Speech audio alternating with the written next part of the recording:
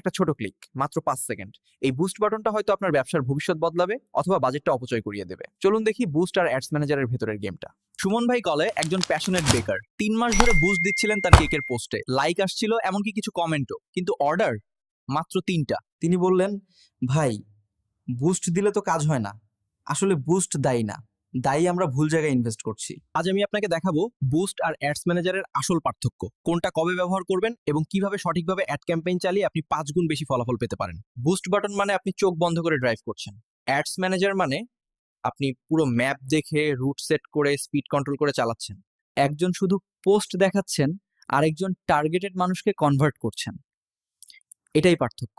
Boost button আপনাকে শুধু দেখায় কে দেখেছে, কিন্তু অ্যাডস ম্যানেজার বলে কে দেখেছে, কবে দেখেছে, কেন দেখেছে, আর কে কিনেছে। আমার পরামর্শে সুমন ভাই বুস্ট বাদ দিয়ে হোয়াটসঅ্যাপ কনভার্সন ক্যাম্পেইন চালান। মাত্র 1 সপ্তাহে তার 500 টাকার অ্যাড থেকে 18টা অর্ডার এসেছে। টাকা গিয়েছে কম, কিন্তু রিটার্ন বেড়েছে 6 গুণ। বুস্ট দিতেই পারেন যদি আপনার শুধু লাইক দরকার হয়, কিন্তু যদি আপনার প্রয়োজন হয় কাস্টমার, বিক্রি আর রেজাল্ট, তাহলে অ্যাডস ম্যানেজারই আপনার রাস্তাটা।